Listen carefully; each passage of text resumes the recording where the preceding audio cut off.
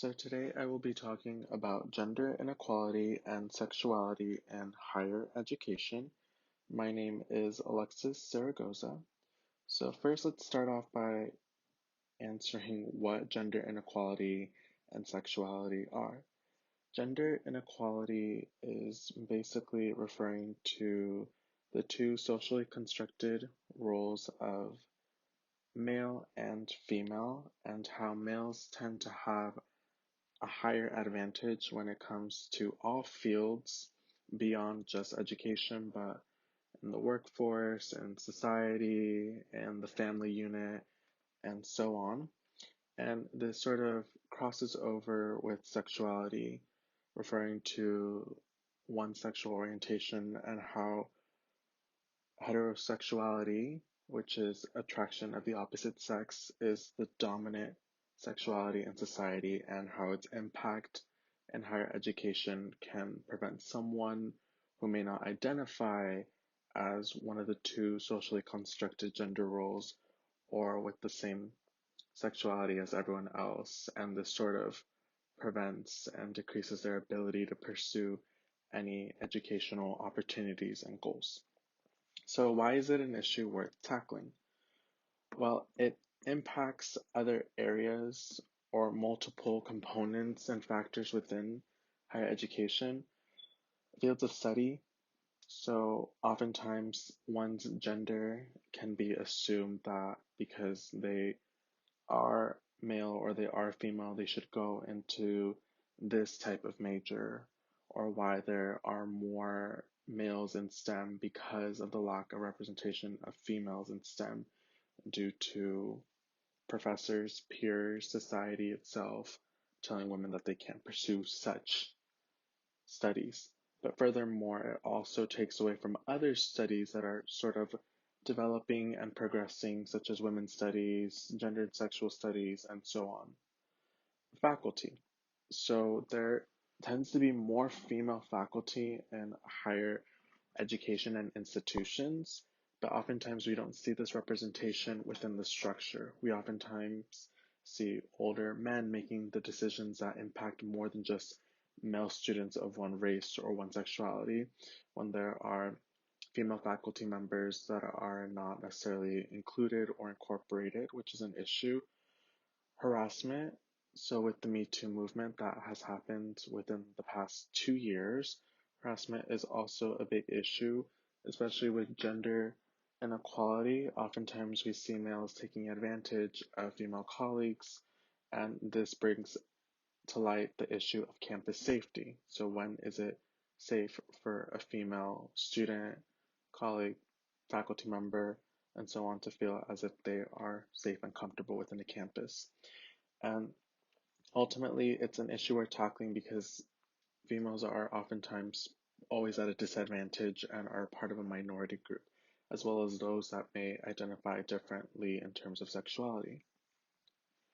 Academic freedom. So academic freedom is also one of the issues that gender inequality places. It impacts humanities and social sciences because women do not feel as if they can state an opinion or voice a suggestion due to the tenured track and non-tenured track. They fear termination.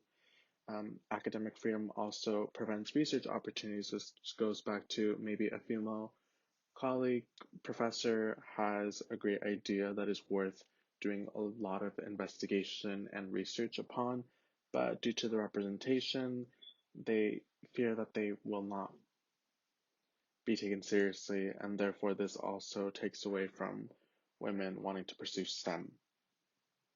So beyond higher education.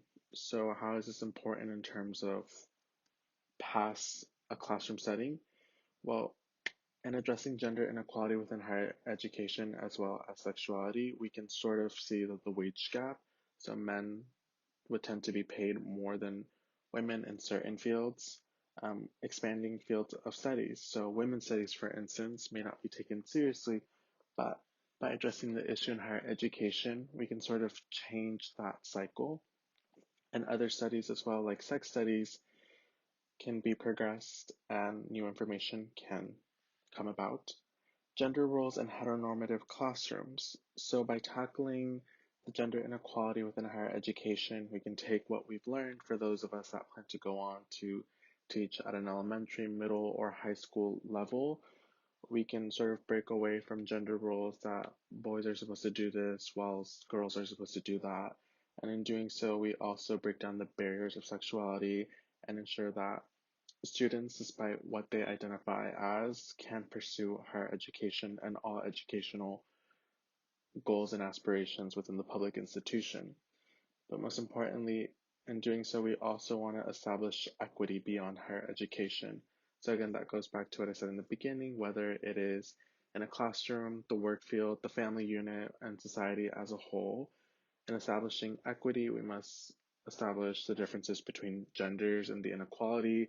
And then after we've tackled something not necessarily as broad as gender, but something that can be categorized on a bigger scale, we can then start to micro work into things like race and sexuality and how we can ensure that there is equity within that as well, and how intersectionality is another component that comes into play.